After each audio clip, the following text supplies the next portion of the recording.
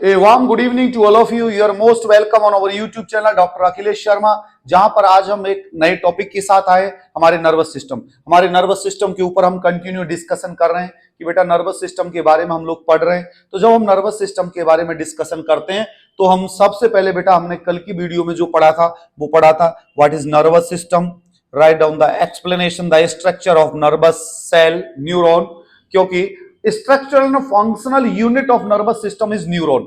हमने जो कल की वीडियो में पढ़ा था बेटा वो पढ़ा था हमने कि नर्वस सिस्टम के अंदर जो न्यूरॉन है उसकी स्ट्रक्चर क्या होती है और न्यूरॉन के फंक्शन क्या होते हैं। अब उसकी कंटिन्यूटी में जब हम चल रहे हैं तो हमारे नर्वस सिस्टम के तीन पार्ट होते हैं। पहला जो होता है सेंट्रल नर्वस सिस्टम, दूसरा होता है हमारा पेरिफेरल नर्वस सिस्टम और तीसरा जो होता है बेटा वो होता है हमारा ऑटोनोमिक नर्वस सिस्टम। अब इन तीनों सिस्टम्स के हमको होने के बाद में कि हमारा नर्वस सिस्टम का ये क्लासिफिकेशन है, ये टाइप्स है, उसके बाद हम डिस्कशन करते हैं बेटा पहले सेंट्रल नर्वस सिस्टम के बारे में। सेंट्रल नर्वस सिस्टम के अंदर बेटा आपको जो चीज बताई है मैंने कि सेंट्रल नर्वस सिस्टम के अंदर जो चीज आती है बेटा वो एक तो होता है ब्रेन और दूसरी होती है बेटा स्पाइनल कॉर्ड। ये मिलके जो हमारा सिस्टम बनाती है उसको बोलते हैं बेटा सेंट्रल नर्वस सिस्टम। जब हम सेंट्रल नर्वस सिस्टम की बात करते हैं कि ब्रेन की जब हम बात करते हैं तो जब हम ब्रेन को क्लासिफाई करते हैं तो ब्रेन के अंदर क्या क्या आता है बेटा, तो सबसे पहले तो ब्रेन के अंदर जो आती है बेटा वो आती है सेरिब्रम और दूसरी जो स्ट्रक्चर होती है बेटा वो होती है सेरिबेलम और जो तीसरी स्ट्रक्चर होती है बेटा वो होती है पोन्स, PONS। जो तीसरी स्ट्रक्चर हमारे ब्रेन के अंदर होती है उसको पोन्स बोलते हैं और एक होती है बेटा medulla oblongata.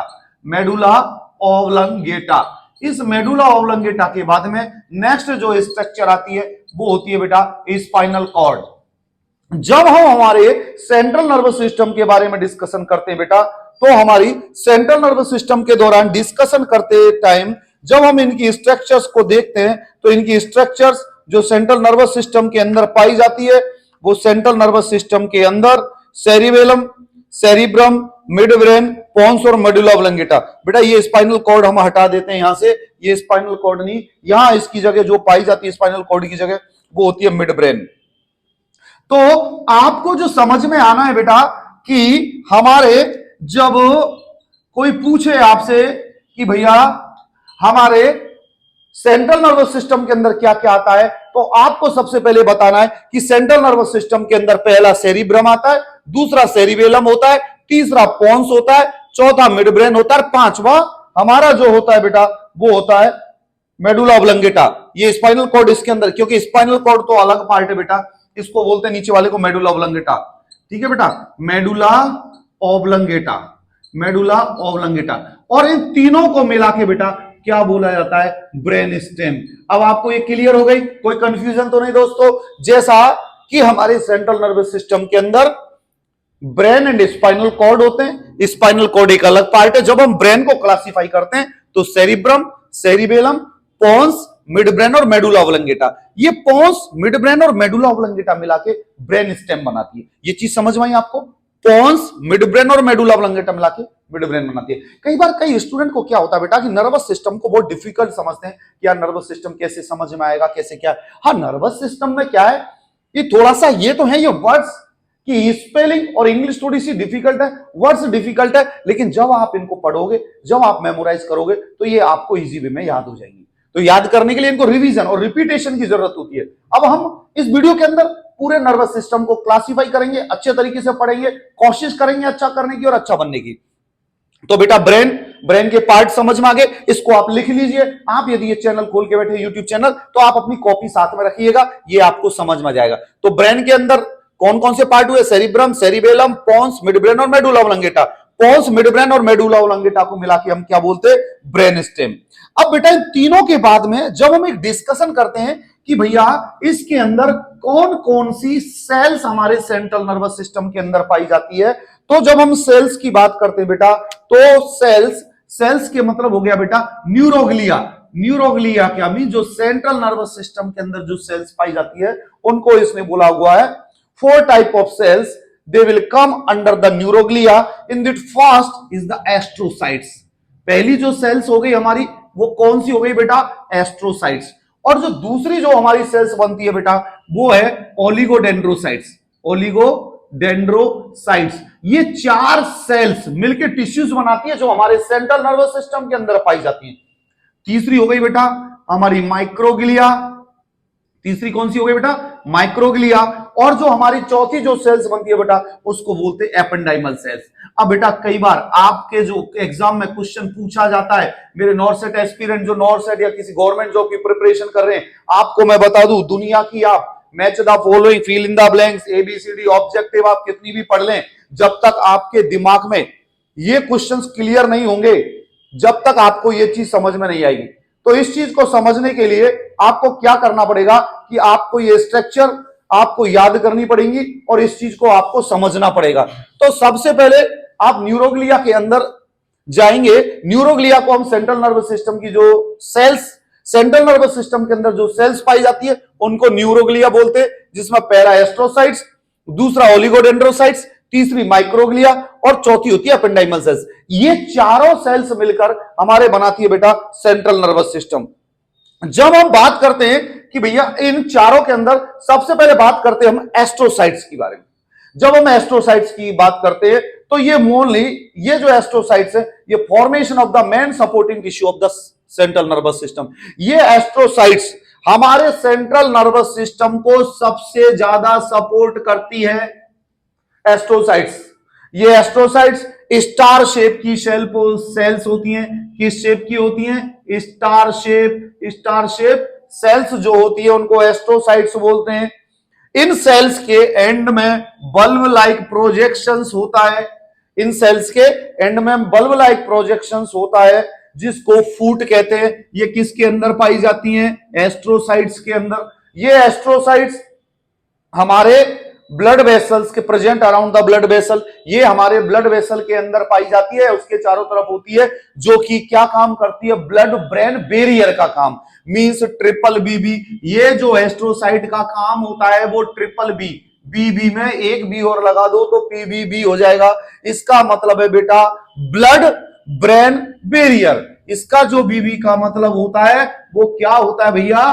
Blood brain barrier. इसका कहने का मतलब जो है बेटा वो ये है कि ये जो सेल्स हैं ये सेल क्या करेगी कि यदि कोई केमिकल पदार्थ या कोई केमिकल सब्सटेंस या कोई केमिकल ड्रग या कोई इनऑर्गेनिक आयंस यदि कोई पर्सन अपने ब्लड के अंदर इंजेक्ट कर लेता है तो ये एस्ट्रोसाइट सेल्स उस केमिकल एजेंट को ब्लड से ब्रेन तक नहीं जाने देती। ये एक बैरियर का काम करती है कि हार्मफुल सब्सटेंस को वो रोक लेगी। ये किसका काम हुआ? एस्ट्रोसाइट्स का। तो एस्ट्रोसाइट्स का क्या काम हुआ भैया कि कोई भी हार्मफुल सब्सटेंस जो ब्रेन तक जाना चाहता है उसको रोकने का काम हमारी एस्ट्रोसाइट्स कहती है। तो आपको एक तो ये चीज क्लियर हुई, blood brain barrier. Blood brain barrier की जब हम बात करते हैं तो बेटा हमारी जो एस्ट्रोसाइट सेल्स होती है ये ब्लड ब्रेन बैरियर का काम करती है। जो दूसरी जो हमारी स्ट्रक्चर पाई जाती है उसको क्या बोलते हैं बेटा? हम ओलिगोडेंड्रोसाइट्स। ओलिगोडेंड्रोसाइट्स की जब बात करते हैं बेटा ये हमारी एस्ट्रोसाइट से छोटी होती है। ओलिगोडेंड्रोसाइट्स क्या होती है बेटा? हमारे ओलिगोडेंड्रोसाइट्स हमारे एस्ट्रोसाइट से छोटी होती है। Found around the grey matter, जो ग्रे मैटर के चारों तरफ पाई जाती है। ये हमारे फॉर्मेशन ऑफ माइलिन का काम करती है। फॉर्मेशन ऑफ माइलिन मींस हमारे न्यूरॉन की जो स्ट्रक्चर होती है उसके जो आउटर कवरिंग होती है माइलिन, उसका फॉर्मेशन करती है। कौन फॉर्मेशन करेगी उसका बेटा? हमारे ओलिगोडेंड्रोसाइट्स। तो जब हम डिस्कशन करते बेटा जब हम डिस्कशन करते हैं कि हमारे न्यूरोग्लिया के अंदर 4 टाइप की सेल पाई जाती है। पहली एस्ट्रोसाइट्स, दूसरी ओलिगोडेंड्रोसाइट्स। ये ओलिगोडेंड्रोसाइट्स एस्ट्रोसाइट से छोटी होती है और ये माइलिन फॉर्मेशन करती है। नेक्स्ट आ गया माइक्रोग्लिया। माइक्रोग्लिया की जब बात करते हैं, माइक्रोग्लिया मोनोसाइट से फॉर्म होती है। माइक्रोग्लिया किससे फॉर्म होंगी बेटा? मोनोसाइट्स से। ये माइक्रोग्लिया मोनोसाइट से फॉर्म होती हैं। ये मोनोसाइट्स हमारे these cells go from blood to the nervous system. ये ब्लड से नर्वस सिस्टम के अंदर चली जाती है और ये हमारी ब्लड वेसल्स के अंदर पाई जाती है। और जहां पर इन्फ्लामेशन होता है, इन्फ्लामेशन मींस जैसे मधुमक्खी हमारे कहीं पर वाइट कर लेती है तो वहां पर रेडनेस आती है, रेडनेस आती है, हीट आती है, टेम्परेचर गर्म होता है वहां पर, और रेडनेस, हीट, स्वेलिंग, पेन, ये क्या है बेटा? ये सारे कार्डिनल साइन ऑफ इन्फ्लामेशन है। कई बार पूछा जाए कि भैया इन्फ्लामेशन कैसे, जैसे यदि आपके गले को इन्फ्लामेशन हुआ तो सबसे पहले क्या होगा? रेडनेस आएगी, स्वेलिंग आएगी, थोड़ा वहां का पेन होगा, थोड़ा सा टेम्परेचर बढ़ेगा। ये क्या होते बेटा? ये होते कार्डिनल साइन ऑफ इन्फ्लामेशन। तो जहां पर इन्फ्लामेशन होगा वहां पर ये माइक्रोगियल सेल्स की संख्या बढ़ जाती है। फिर आता है एपेंडाइमल सेल्स। एपेंडाइमल सेल्स ये epithelial lines of the ventricles of the brain. बेटा वेंट्रिकल्स क्या होते हैं? वेंट्रिकल्स हमारे ब्रेन के अंदर एक स्ट्रक्चर पाई जाती है, जिस structure like pipe like structures पाई जाती है। पाइप लाइक स्ट्रक्चर्स का मीन्स ये इस तरीके से एक ड्रेनेज सिस्टम होता है, जिन वेंट्रिकल्स के अंदर सीएसएफ सेरिब्रो स्पाइनल फ्लूइड बहता है। इसको क्या बोलते हैं बेटा? वेंट्रिकल्स। ये वेंट्रिकल्स की जो एपिथेलियल लाइनिंग होती है, एपिथेलियल लाइनिंग मींस ये जो लाइनिंग होती है, यहां पर जो सेल्स पाई जाती है, इन सेल्स को एपेंडाइमल सेल्स बोला जाता है। तो दोस्तों अभी तक जो हमने डिस्कशन करा, वो डिस्कशन ये करा कि भैया सेंट्रल नर्वस सिस्टम, पहले की वीडियो को तो छोड़ो, आज की वीडियो में हमने डिस्कस करा भैया सेंट्रल नर्वस सिस्टम होता है। सेंट्रल नर्वस सिस्टम के जो पार्ट होते हैं, उन पार्ट के अंदर सबसे पहले सेरिब्रम, सेरिबेलम और उसके अलावा पोन्स, मिडब्रेन और medulla oblongata.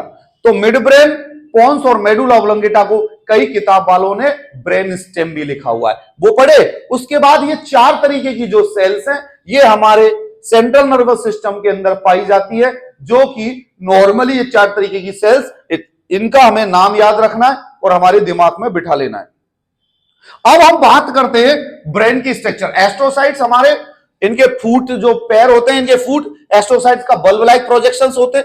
Blood brain barrier का काम करती है एस्ट्रोसाइट्स। ये हमने भैया एस्ट्रोसाइट्स को रब कर दिया, स्टार शेप की होती है। दूसरी ओलिगोडेंड्रोसाइट्स जो माइलिन फॉर्मेशन करती है। माइक्रोग्लिया हमारे ब्लड के अंदर पाई जाती है, जहां इन्फ्लामेशन होता है वहां माइक्रोग्लिया की संख्या ज्यादा हो जाती है। और एपेंडाइमल सेल्स ये हमारे वेंट्रिकल्स की एपिथेलियल लेयर, जो वेंट्रिकल्स है उसकी एपिथेलियल लेयर की लाइनिंग होती है, जिसको हम क्या बोलते हैं बेटा? जिसको हम बोलते हैं एपेंडाइमल सेल्स। अब जब हम ब्रेन के स्ट्रक्चर की बात करते हैं, तो सबसे पहले जो हमारा ब्रेन आता है बेटा, उस ब्रेन की स्ट्रक्चर के अंदर सबसे पहले जो हमारी स्ट्रक्चर बनती है, उसको बोलते हैं बेटा सेरिब्रम। जो हमारे ब्रेन के जब स्ट्रक्चर की जब हम बात करते हैं, तो उसके अंदर सबसे पहली जो स्ट्रक्चर आती है बेटा, उसको हम बोलते हैं सेरिब्रम। तो सेरिब्रम हम जब कंटिन्यूटी के अंदर पढ़ रहे थे, तो कंटिन्यूटी के अंदर हमने सेंट्रल नर्वस सिस्टम के टाइप्स पढ़े, उनके हमने सेल्स के टाइप्स पढ़े। जब हम इस सेंट्रल नर्वस सिस्टम की, जब हम स्ट्रक्चर की बात करते हैं बेटा, तो सेंट्रल नर्वस सिस्टम हमारा जो है वो इस तरीके से पाया जाता है, जहां पर ये हमारा एक लीफ तरीके के प्रोजेक्शंस होते हैं। इस तरीके से यहां पर ये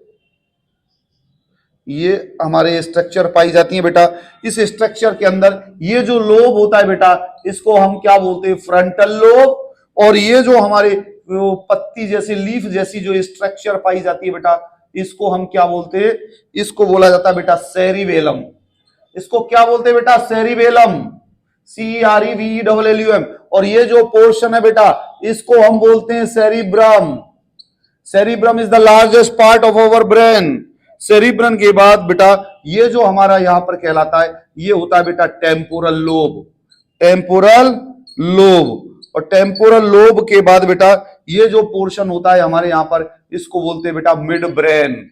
इस मिड ब्रेन के बाद ये जो पोर्शन जो कहलाता है हमारा, इसके जस्ट सामने वाला, इसको बोलते हैं बेटा पोन्स।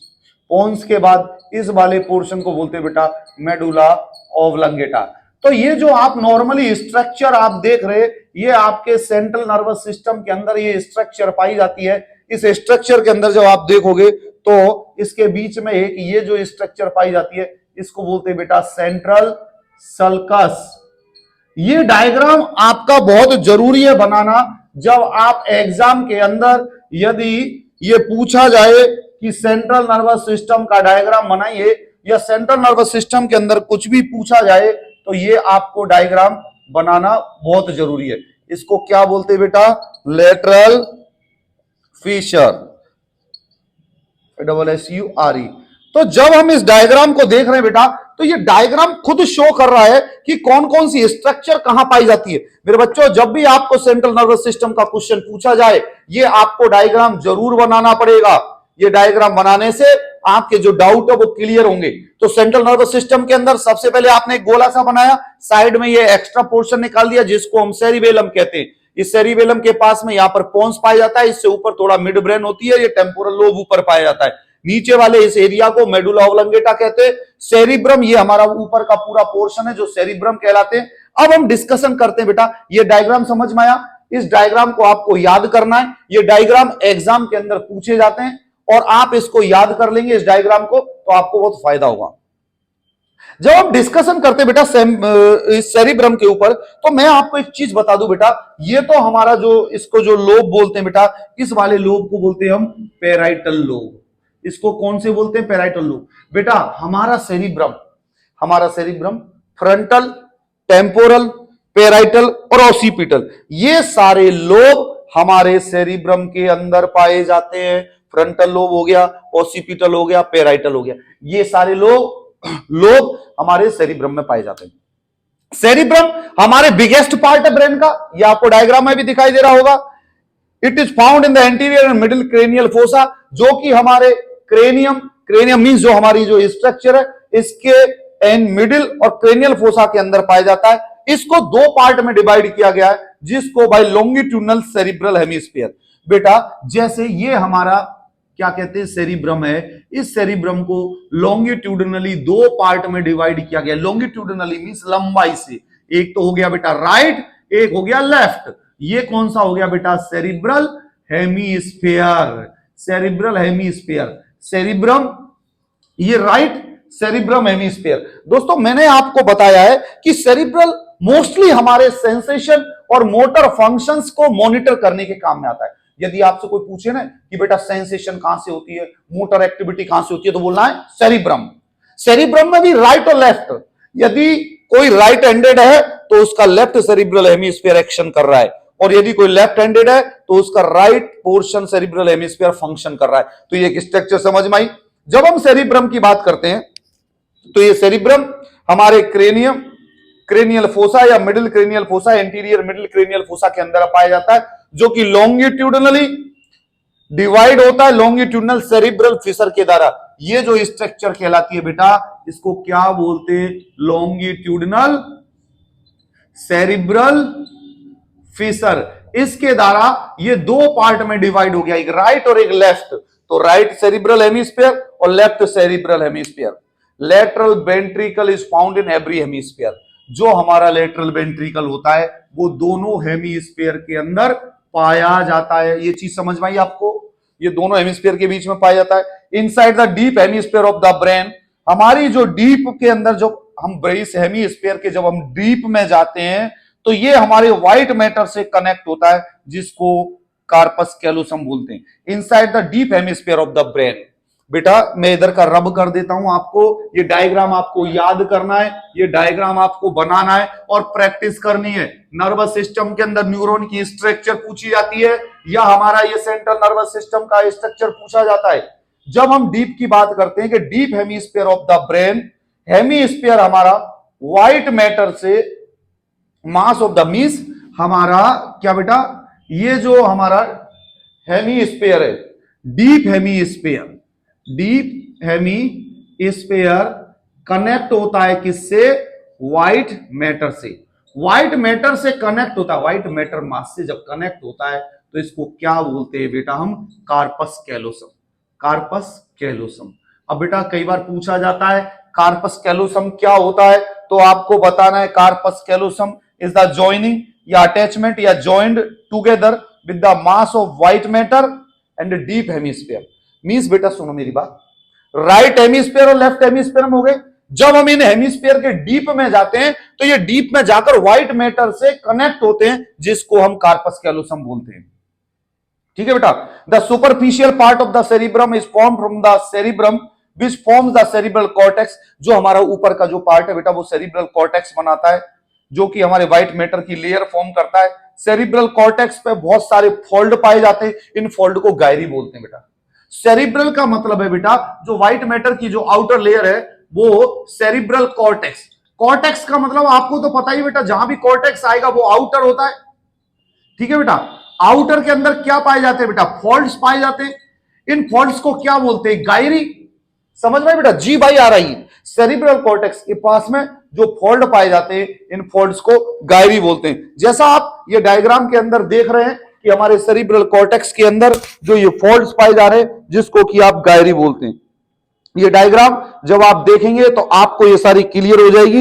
ये आप स्ट्रक्चर देखेंगे कि आपके पोन्स कहां पाया जा रहा है, मेडुला ऑब्लंगेटा कहां है, ये पूरी स्ट्रक्चर का आप एक स्क्रीनशॉट लेके हमारी वीडियो से, और इसको 5 मिनट आप अपने माइंड पर सोचिए और इनकलकेट कीजिए, ये आपको याद हो जाएगी। तो ये 5 मिनट आपको बैठ के सोचना है और याद करना है ये डायग्राम। ये डायग्राम जब आपको याद हो जाएगा तो ये डायग्राम याद होने से क्या होगा बेटा कि आपको ये सेंट्रल नर्वस सिस्टम को पढ़ने के अंदर बहुत इजी रहेगा। ये चीज समझ में आई बेटा?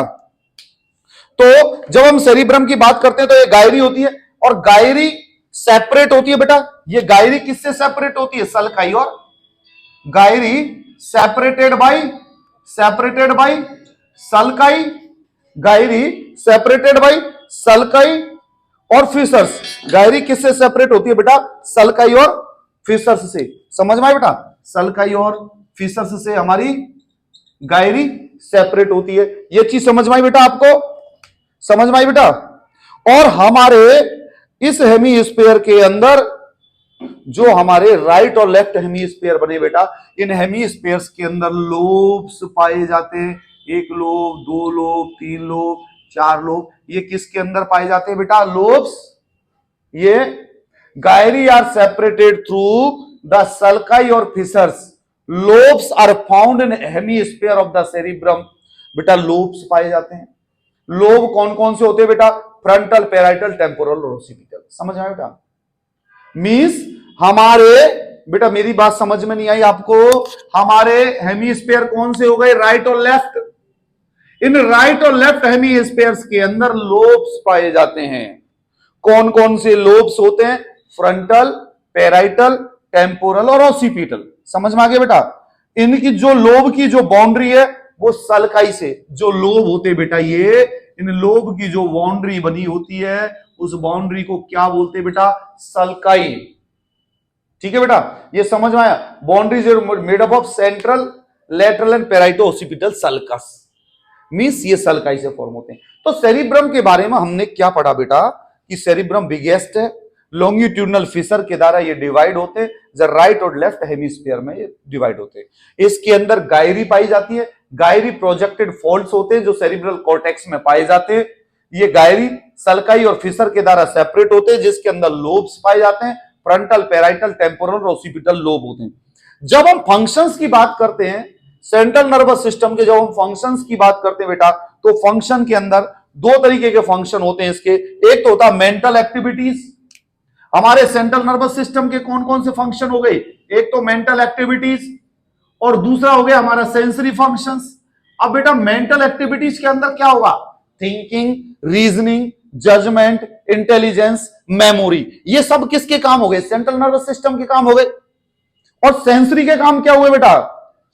Touch, temperature, light, sight, hearing, taste and smell. तो ये समझ में आ गया बेटा? सेंसरी के क्या हो गए? टच, स्मेल, टच हो गया, स्मेल हो गया, टेम्परेचर हो गया, साइट हो गया, हियरिंग हो गया। Touch, smell, temperature, hearing. Means जिन चीजों से सेंसरी मीन जो सेंसेशन जा रही है, सेंसेशन जा रही है कैसे? Perception of touch, temperature, sight, hearing, taste and smell. ये सब काम किसके होते हैं? हमारे सेंट्रल नर्वस सिस्टम के सेंसरी पार्ट के। और mental activities thinking, reasoning, judgement, memory, ये हमारे फंक्शंस हुए सेरिब्रम के। और ये हमारे मसल्स जो होती है हमारी उसके कॉन्ट्रैक्शन के अंदर। तो इसके बेटा कॉन्ट्रैक्शन ऑफ मसल्स, तो हमारे इसके 3 फंक्शंस हो गए बेटा। 3 फंक्शंस क्या क्या हो गए? पहला तो मेंटल एक्टिविटीज, दूसरा सेंसरी और तीसरा कॉन्ट्रैक्शन ऑफ मसल्स करता है हमारा सेंट्रल नर्वस सिस्टम। ये समझ में आया बेटा? क्लियर हुआ? आप इसको बार बार सुनेंगे तो और क्लियर हो जाएगा। अब हम करते हैं बेटा functional areas of the cerebrum. अब कई बार कई चीजें पूछी जाती है। Functional areas of the cerebrum.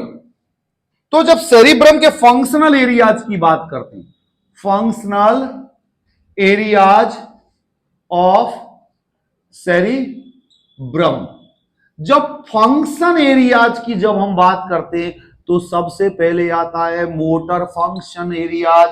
सबसे पहले क्या आता है? Motor areas. मोटर एरियाज के अंदर सबसे पहले क्या आएगा भैया? हमारा प्री सेंट्रल एरिया। पहला कौन सा होगा? The pre central area. दूसरा जो हमारा होगा भैया, इसके अंदर मोटर एरियाज के अंदर pre motor area, pre motor area.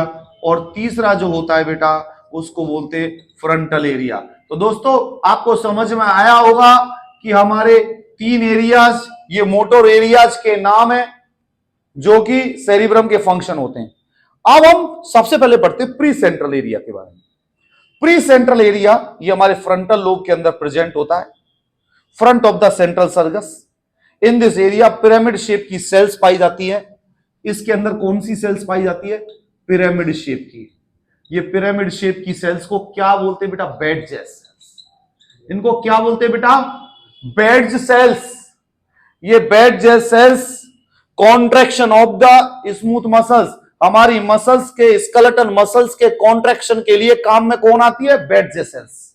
ये बेडज सेल्स कहां पाई जाती है? प्री सेंट्रल एरिया के अंदर। ये प्री सेंट्रल एरिया हमारे फ्रंटल लोब के सेंट्रल सल्कस में सिचुएटेड होता है। ये Betz cells, nerve fibres run from bed cells to the medulla oblongata from the spinal cord passes. ये बेड सेल्स टू कहां तक? Spinal cord. ये Betz cells run from spinal cord to medulla oblongata, to medulla oblongata. Means ये जो informations को लेके कहां तक जा रही है? Bed cells. जैसे किताब के अंदर लिखा हुआ, nerve fibres run from bed cells to medulla oblongata, from there the spinal cord passes the motor area of the right hemisphere of the cerebral controls the body movement. अब बेटा मैंने तो ये समझ में आया बेटा, बेड सेल्स इंफॉर्मेशंस को लेके मेडुला ऑब्लंगेटा तक जाती है और मोटर रिफ्लेक्स देती है। अब आपको इसके अंदर मैं बता दूं, motor area of the right control, हमारा जो मोटर एरिया जो सेरिब्रम का है, यदि राइट साइड का है तो वो लेफ्ट साइड के मूवमेंट को कंट्रोल करता है, और यदि लेफ्ट साइड का जो मोटर एरिया है हमारे सेरिब्रम का, वो राइट साइड के मूवमेंट को कंट्रोल करेगा। ये समझ में आई बेटा? दोनों अपोजिट में रहेंगे। पूरे ब्रेन के अंदर राइट कंट्रोल करेगा लेफ्ट साइड के बॉडी पार्ट्स को, और लेफ्ट सेरिब्रल हेमिस्फीयर कंट्रोल करेगा राइट साइड के बॉडी पार्ट्स को। समझ में आ रहा है? राइट लेफ्ट को कंट्रोल करेगा, लेफ्ट राइट को कंट्रोल करेगा। और the size of the motor area does not depend upon, ये साइज जो मोटर एरिया का होता है, ये हमारे कोई बॉडी पार्ट्स की साइज से इसका कोई लेना देना नहीं होता कि ये इससे बड़ा होगा या इससे छोटा होगा, या हैंड फुट लिप्स से बड़ा होगा या छोटा होगा। दूसरा आता है बेटा pre motor area. Pre motor area frontal lobe के अंदर सिचुएटेड होता है। इसके अंदर नर्व सेल्स पाई जाती है जिनको ब्रोकाज एरिया बोलते हैं। इसको क्या बोलते हैं बेटा? Broca's area. ये ब्रोकाज एरिया रेस्पॉन्सिबल होता है स्पीच के लिए। Broca's area is responsible for speech. It helps in our speech. A right handed people, left hemisphere is dominant, और लेफ्ट हैंडेड पीपल के लिए राइट हेमिस्फीयर इज डोमिनेंट। मैंने आपको पहले बताया, राइट के लिए, राइट हैंडेड के लिए लेफ्ट हेमिस्फीयर काम करेगा, लेफ्ट हैंडेड के लिए राइट हेमिस्फीयर काम करेगा। सेरिब्रम को दो हेमिस्फीयर में डिवाइड कर दिया, राइट और लेफ्ट। बीच में जिससे डिवाइड किया गया है उसको क्या बोलते हैं बेटा? Longitudinal cerebral phasor. ये समझ में आई? इस वीडियो के जब आप इस शब्दों को बार बार देखोगे ना तो ये चीज आपको याद हो जाएंगी। तो बेटा प्री सेंट्रल एरिया में पिरामिड शेप की सेल पाई जाती है, बेड सेल्स। ये स्पाइनल कॉर्ड से मेडुला ऑब्लंगेटा तक पहुंचती है। ये प्री सेंट्रल, ये हमारे बॉडी के वॉलेंट्री मूवमेंट को कंट्रोल करती है और उनको मूवमेंट कराती है। दूसरा प्रीमोटर एरिया जो ब्रोकाज है, ये स्पीच के अंदर कंट्रोल करता है। नेक्स्ट आता है फ्रंटल एरिया। ये frontal area found in front of the premotor. Premotor के सामने जस्ट पाया जाता है, इसको फ्रंटल एरिया बोलते हैं। ये बिगेस्ट एरिया होता है। ये ह्यूमन बीइंग और एनिमल्स में ज्यादा डेवलप होता है। ये रेस्पॉन्सिबल होता है बिहेवियर, कैरेक्टर एंड इमोशंस के लिए। ये जो हमारा फ्रंटल एरिया है, ये तीन चीज के लिए रेस्पॉन्सिबल होता है। किसके लिए बेटा? इमोशंस, बिहेवियर और कैरेक्टर। ये चीज समझ में आ गई बेटा? इमोशंस, बिहेवियर और कैरेक्टर के लिए कौन रेस्पॉन्सिबल होता है? हमारा फ्रंटल एरिया। तो बेटा फंक्शनल एरिया जब सेरिब्रम की हम बात करते हैं तो सबसे पहले मोटर एरिया जाता है। उस मोटर एरियाज के अंदर प्री सेंट्रल एरिया होता है, दूसरा प्री मोटर एरिया होता है, तीसरा होता है frontal area. Pre central area के अंदर बेड सेल्स पाई जाती हैं जो कि मूवमेंट के अंदर हेल्पफुल होता है। प्री मोटर एरिया के अंदर ब्रोकास एरिया पाया जाता है जो स्पीच को कंट्रोल करता है, और फ्रंटल एरिया जो पाया जाता है वो इमोशंस, बिहेवियर एंड कैरेक्टर को मेंटेन करता है। अब हम डिस्कस करते हैं बेटा sensory areas of cerebrum. Sensory, ये तो हमने डिस्कस करे बेटा मोटर एरियाज। अब हम डिस्कस करते हैं बेटा सेंसरी एरियाज। मींस अब जो हम डिस्कशन करेंगे भैया वो डिस्कशन करेंगे सेंसरी एरियाज ऑफ सेरिब्रम। जब इसके हम सेंसरी एरिया की जब हम बात करते हैं तो पहला आता है बेटा पहला जो आता है बेटा पोस्ट सेंट्रल, और ब्रैकेट में लिख दो बेटा सेंसरी एरिया। समझ में आ गया बेटा? जो दूसरा जो हमारा आता है उसको बोलते हैं बेटा पैराइटल एरिया। ठीक है बेटा, ये आपको नाम याद रखने कि कम से कम आपसे एग्जाम में क्वेश्चंस पूछे जाए तो आप बता सको कि कौन सा एरिया कहां पाया जाता है। तीसरा जो पैराइटल एरिया, तीसरा हो गया sensory speech area. Sensory speech area. जो चौथा जो होता है बेटा हमारा वो होता है ऑडिटरी या हियरिंग एरिया। ऑडिटरी या इसको ब्रैकेट में हियरिंग भी बोलते हैं, जो सुनने के काम आता है। और जो पांचवा होता है बेटा वो ऑल्फैक्टरी एरिया होता है। ऑल्फैक्टरी एरिया होता है। और जो हम छठे की बात करते हैं बेटा तो ये छठा टेस्ट एरिया होता है जो कि टेस्ट के काम आता है। और जब हम सातवें की बात करते हैं बेटा तो ये होता है विजुअल एरिया।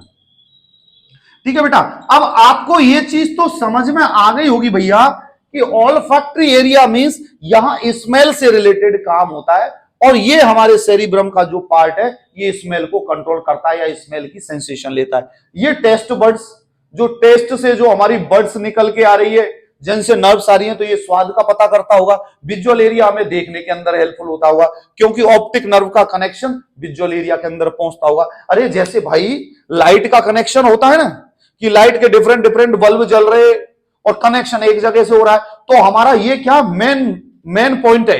यहां से डिफरेंट डिफरेंट तरीके की आपके टेस्ट का सेंटर अलग, स्पीच का सेंटर अलग, विजुअल का सेंटर अलग, ऑडिटरी का अलग। तो ये हमारे जो है ये sensory functional areas of the cerebrum. ये क्या बेटा? Sensory areas of the cerebrum. तो अब जब हम इसकी बात करते हैं पोस्ट सेंट्रल सेंसरी एरिया के अंदर, ये हमारे सेंट्रल सल्कस के पीछे पाया जाता है। ये हमें पोस्ट सेंट्रल सेंसरी एरिया ये pain, pressure, touch and muscular movement को परसीव करता है। ये क्या क्या चीज करेगा? पेन, मस्कुलर मूवमेंट, टच और टेम्परेचर को। और बेटा वही वाली बात, लेफ्ट साइड का हेमिस्फीयर राइट को सेंसेशन लेगा, राइट वाला लेफ्ट के सेंसेशन लेगा। ये समझ में आ गया बेटा? नेक्स्ट आ गया पैराइटल एरिया।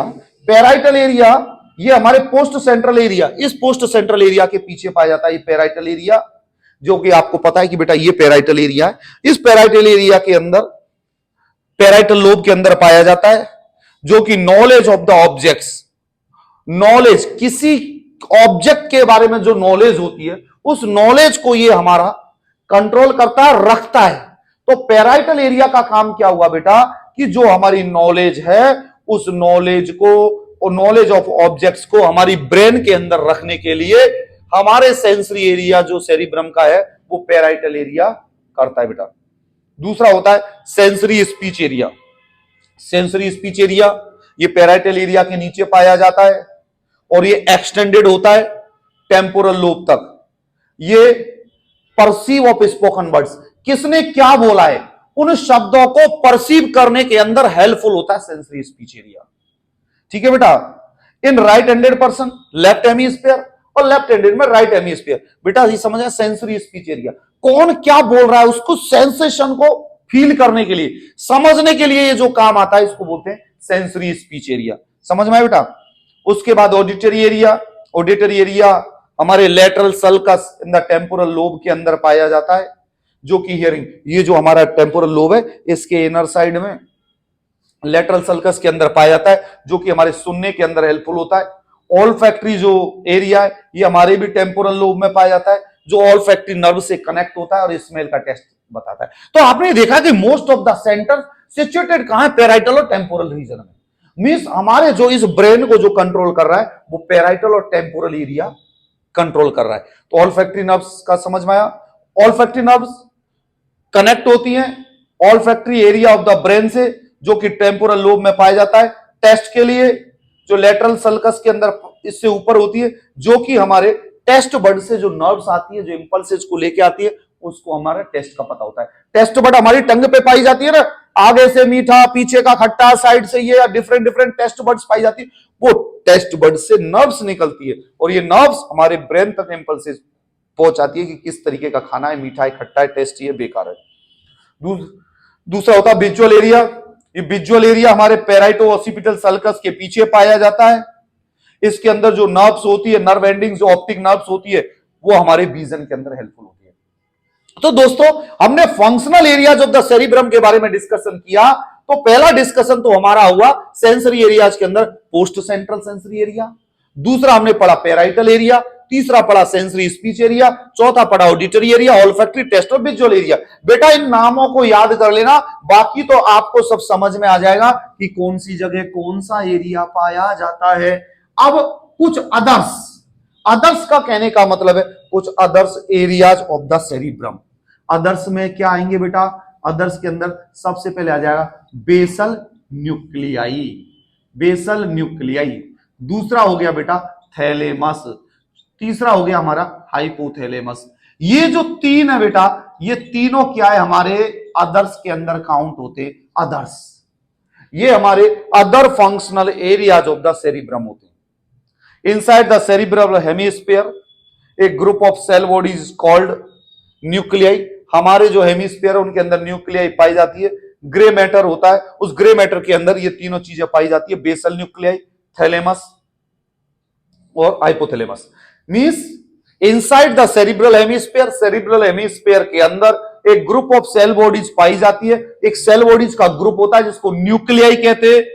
ग्रे मैटर के अंदर ये फॉलोइंग स्ट्रक्चर या फॉलोइंग मासेस पाए जाते हैं, जिसके अंदर सबसे पहले हम डिस्कशन करते हैं बेटा बेसल न्यूक्लियाई के बारे में।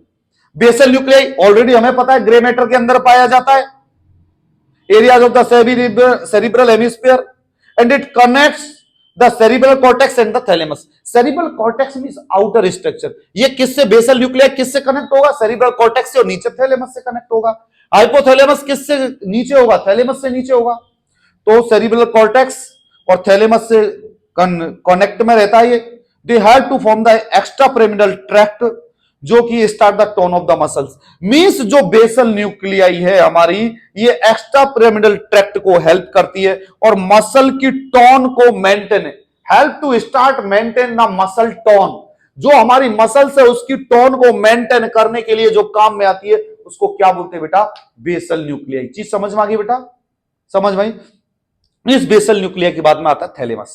जब हम थैलेमस की बात करते हैं, thalamus is formed from nerve cell and fibre से ये बना होता है थैलेमस। ये सेंसरी इनपुट मींस जैसे हमारे स्किन और यहां से जो सेंसरी इनपुट है उस इनपुट को लेता है। तो हम लोग जो किताब के अंदर लिखा है, it is formed from nerve cell and fibres. ये हमारे नर्व सेल और फाइबर से मिलकर बना हुआ है। It receives the sensory input, ये रिसीव करता है सेंसरी इनपुट को from the special organs through skin before the cerebrum.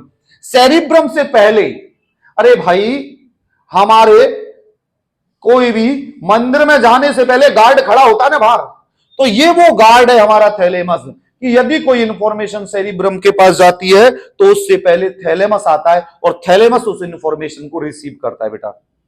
Hypothalamus एक group of made up of group of nerve cells होती है जो कि पिट्यूटरी ग्लैंड के ऊपर, ये कहां पाया जाता है हाइपोथैलेमस? पिट्यूटरी ग्लैंड के above and below the thalamus. Thalamus के नीचे और पिट्यूटरी ग्लैंड के ऊपर पाया जाता है हाइपोथैलेमस। ये मास्टर है हाइपोथैलेमस पिट्यूटरी ग्लैंड का। ये कंट्रोल करता है पिट्यूटरी ग्लैंड को, पिट्यूटरी ग्लैंड के सीक्रेशंस को कंट्रोल करता है हाइपोथैलेमस। तो पिट्यूटरी ग्लैंड के ऊपर हाइपोथैलेमस पाया जाता है और थैलेमस के नीचे पाया जाता है। हाइपोथैलेमस हमारे पिट्यूटरी ग्लैंड के सीक्रेशंस को कंट्रोल करता है नर्व फाइबर्स के द्वारा एंड ब्लड वेसल्स के द्वारा। हाइपोथैलेमस हार्मोन्स जो कि लोब से सीक्रेट होते हैं। पिट्यूटरी ग्लैंड के भी लोब होते हैं ना, एंटीरियर लोब और पोस्टीरियर लोब। वो लोब से जो हार्मोन सीक्रेट होते हैं उनको कंट्रोल करता है नर्व फाइबर्स मींस नर्व्स के थ्रू। कौन? हाइपोथैलेमस। बाकी हाइपोथैलेमस का क्या काम होता है? ये ऑटोनॉमिक नर्वस सिस्टम को कंट्रोल करता है। एएनएस, ऑटोनॉमिक नर्वस सिस्टम को कंट्रोल कौन करता है? हाइपोथैलेमस। हंगर, भूख, थ्रस्ट प्यास, वाटर बैलेंस, इनको कौन मेंटेन करता है? Hypothalamus. Emotional fear and happiness को कौन मेंटेन करता है? हाइपोथैलेमस। सेक्सुअल बिहेवियर को कौन मेंटेन करता है? हाइपोथैलेमस। तो बेटा हाइपोथैलेमस का क्या क्या काम हो गया? एक तो थर्मोरेगुलेटिंग सेंटर होता है, हाइपोथैलेमस का नहीं होता? थर्मोरेगुलेटिंग। एक दूसरा सेक्सुअल बिहेवियर। तो ये चीज बड़ी इंपॉर्टेंट है भैया कि हाइपोथैलेमस का काम क्या होता है। एक होता है एएनएस, ऑटोनॉमिक नर्वस सिस्टम को रेगुलेट करता है। इमोशंस और फियर को कंट्रोल कौन करता है? हाइपोथैलेमस। उसके बाद वाटर बैलेंस, वाटर बैलेंस और थ्रस्ट और हंगर, थ्रस्ट एंड हंगर, इसको कौन कंट्रोल करता है भैया? हमारा हाइपोथैलेमस। तो बेटा हाइपोथैलेमस क्या क्या काम करता है? हाइपोथैलेमस थर्मोरेगुलेटिंग करता है, सेक्सुअल बिहेवियर करता है, ऑटोनॉमिक नर्वस सिस्टम को कंट्रोल करता है, इमोशंस और फियर को कंट्रोल करता है, वाटर बैलेंस को मेंटेन करता है, थ्रस्ट एंड हंगर को मेंटेन करता है। ये सारे फंक्शंस हमारे हाइपोथैलेमस के। तो हाइपोथैलेमस का रोल बहुत है। और फिर पिट्यूटरी ग्लैंड को कंट्रोल करता है। पिट्यूटरी ग्लैंड जो कि हमारी बॉडी की मास्टर ग्लैंड है, मोस्ट ऑफ पिट्यूटरी ग्लैंड सबसे बड़ी ग्लैंड है, वो भी बहुत सारी ग्लैंड को कंट्रोल करती है। तो पिट्यूटरी ग्लैंड को कंट्रोल करता है हाइपोथैलेमस। ठीक है बेटा। और थैलेमस क्या होता है? ये जो हमारे दोस्तों हम लोग जो डिस्कशन कर रहे थे कि जो हमारे हाइपोथैलेमस का जो फंक्शन है, थर्मोरेगुलेटिंग का फंक्शन है, सेक्सुअल बिहेवियर का फंक्शन है, एएनएस ऑटोनॉमिक नर्वस सिस्टम को कंट्रोल करता है, इमोशंस एंड फियर को कंट्रोल करता है, वाटर बैलेंस और थ्रस्ट एंड हंगर, और ये पिट्यूटरी ग्लैंड को कंट्रोल करता है। तो बेटा हमने जो सेरिब्रम के बारे में पढ़ा, तो सेरिब्रम के बारे में हमने पढ़ा motor functions of the cerebrum, sensory functions of the cerebrum, और उसके अलावा other functions, other areas of the cerebrum, motor areas of the cerebrum, sensory areas of the cerebrum and other areas of the cerebrum. Other areas के अंदर basal nuclei, thalamus and hypothalamus. अब इसको पढ़ने के बाद में, सेरिब्रम को पढ़ने के बाद में नेक्स्ट जो हमारा ऑर्गन आता है वो आता है मिड ब्रेन। इस मिड ब्रेन के बाद जो नेक्स्ट स्ट्रक्चर जो आती है हमारी, वो आती है पोन्स। उसके बाद जो नेक्स्ट स्ट्रक्चर जो हमारी आती है वो आती है मेडुला ऑब्लंगेटा। अब इनके बारे में हम डिस्कशन कर लेते हैं। मेरे दोस्तों जब आपसे क्वेश्चन पूछा जाता है एग्जाम के अंदर, write down about the central nervous system, तो आपको जो डायग्राम बताया है वो डायग्राम आपको बनाना है और उनके बाद इनके बारे में ब्रीफली एक्सप्लेन कर देना है। सेंसरी एरियाज और मोटर एरियाज का नाम लिख देना है, बस ज्यादा डिटेल में एक्सप्लेन नहीं करना क्योंकि मार्क के हिसाब से देखना होता है। लेकिन इन सारे पार्ट्स को, जो सेरिब्रम, सेरिबेलम और जो मेडुला ऑब्लंगेटा, पोन्स, और इनके बारे में पूरा आपको एक्सप्लेन करना है। जब मिड ब्रेन की बात करती है बेटा, तो mid brain the area of the brain which is found on 4 sides of cerebral aqueduct. ये सेरिब्रल एक्विडक्ट के चारों तरफ पाया जाता है। It is found above the cerebrum and below the pons. ये बेटा पोन्स से बिलो होता है, और ये बेटा found above the cerebrum and below the pons. ये हमारे सेरिब्रम से ऊपर और पोन्स से नीचे पाया जाता है। जैसे बेटा आप जो मेडुला ऑब्लंगेटा की बात करेंगे, तो ये मेडुला ऑब्लंगेटा, ये जो मिड ब्रेन है हमारी, मिड ब्रेन सेरिब्रम के ऊपर, मिड ब्रेन हमारी सेरिब्रम से ऊपर और पोन्स से बिलो पाई जाती है। ये ग्रुप ऑफ सेल बॉडीज से मिलकर बनी होती है, नर्व फाइबर से, जो कि lower part of the cerebrum of the brain and to the spinal cord. ये कनेक्ट होती है हमारी, किससे कनेक्ट होती है? स्पाइनल कॉर्ड से। जब आपको डायग्राम कोई भी याद करना है तो ये डायग्राम आपको याद करते हुए चलना है कि भैया ये डायग्राम के अंदर हमारा जो सेरिब्रम है, ये सेरिब्रम हमारे फ्रंटल, पैराइटल, टेम्पोरल और ओसिपिटल लोब के अंदर डिवाइड किया है। और यहां पे जो ये आप स्ट्रक्चर देख रहे हैं ये पोन्स है, और ये जो आप स्ट्रक्चर देख रहे हो इस स्ट्रक्चर को सेरिबेलम बोला गया है, और इस स्ट्रक्चर को मेडुला ऑब्लंगेटा बोलते हैं। आपको जो मैंने बताया बेटा कि सेरिबेलम से ऊपर और पोन्स से नीचे जो स्ट्रक्चर पाई जाती है उसको मिड ब्रेन बोलते हैं। मींस पोन्स से नीचे और सेरिबेलम से ऊपर जो स्ट्रक्चर पाई जाती है उसको बेटा हम मिड ब्रेन बोलते हैं। ये डायग्राम आपको याद रखना है, आपको माइंड में सेट करना है, जिससे कि आपको इजी वे में ये याद हो सके। ये जो हमारे connect the lower part of the cerebrum of the brain to the spinal cord, ये हमारे ब्रेन से स्पाइनल कॉर्ड को कनेक्ट करता है। तो बेटा मिड ब्रेन का रोल समझ में आया। मिड ब्रेन क्या काम करती है, हमारे सेरिब्रम को स्पाइनल कॉर्ड से कनेक्ट करती है। अब जब हम बात करते हैं बेटा पोन्स, पोन्स कहां पाया जाता है, आपको जैसे मैंने डायग्राम दिखाया सेरिबेलम के जस्ट सामने पोन्स पाई जाती हैं। ये पोन्स मिड ब्रेन के नीचे होती है और मेडुला ओब्लंगेटा के ऊपर होती है। ये तो ये हमारा डायग्राम खुद बोल रहा है कि मेडुला ओब्लंगेटा से ऊपर और मिड ब्रेन से नीचे पोन्स होती है, जब भी तो हम इसे इस तीसरे नंबर पर पढ़ रहे हैं। Cerebellum, cerebrum, mid brain, pons और मेडुला ओब्लंगेटा। तो पोन्स के नीचे मेडुला ओब्लंगेटा पाया जाता है, पोन्स के ऊपर मिड ब्रेन पाया जाता है। ठीक है बेटा, ये मेड ऑफ नर्व फाइबर से मिलकर बनी होती है। It nerve fibres form a bridge between two hemisphere of the cerebellum, दोनों सेरिबेलम के बीच में एक ब्रिज बनाते हैं बेटा ये pons. Anatomically the structure of the cerebrum and pons is different. हमारी जब हम एनाटोमिकली जब स्ट्रक्चर देखेंगे तो हमारे सेरिब्रम और ये पोन्स की स्ट्रक्चर दोनों की अलग अलग होती है। अब हम डिस्कस करते हैं बेटा मेडुला ओब्लंगेटा के ऊपर।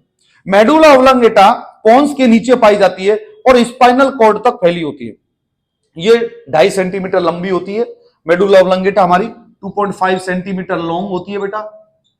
ये मेडुला ओब्लंगेटा हमारे नीचे found above the foramen magnum in the cranium. जब बेटा हम बात करते हैं कि ये जो हमारी स्ट्रक्चर जो हमारी ब्रेन की जो बनी, ये स्ट्रक्चर बन के ये स्पाइनल कॉर्ड आ गई नीचे और यहां पर एक फोरामेन मैग्नम पाया जाता है, जहां से नीचे आपकी वर्टिब्रा स्टार्ट होती है। मींस बेटा ये जो मेरी जो ये पोर्शन है, ये जो ऊपर का जो एक क्रेनियम ये हम हटा देंगे तो इस एरिया में जब ब्रेन के बेस पे हम देखते हैं तो एक फोरामेन मैग्नम एक हॉल पाया जाता है, जिस हॉल से ब्रेन की स्पाइनल कॉर्ड निकलती है। मींस एक पतली सी ट्यूब निकलती है और हमारे पूरे पीछे वर्टिब्रा के अंदर बीचों बीच होती हुई जाती है। मींस हमारे वर्टिब्रा के अंदर बीचों बीच ये पाई जाती है, जिसको हम क्या बोलते हैं बेटा, स्पाइनल कॉर्ड। मैं आपको डायग्राम के अंदर दिखाऊंगा तो बहुत सारी स्पाइनल कॉर्ड्स पाई जाती हैं। स्पाइनल कॉर्ड में बहुत सारी नहीं, स्पाइनल कॉर्ड पाई। जब आप ये डायग्राम देख रहे हैं, इस डायग्राम में आप देखिए कि ये जो आपका ये जो डायग्राम है, इसको हम क्या बोलते हैं बेटा, सेरिब्रम। सेरिब्रल मींस ये आपका पूरा ब्रेन हो गया, क्रेनियल।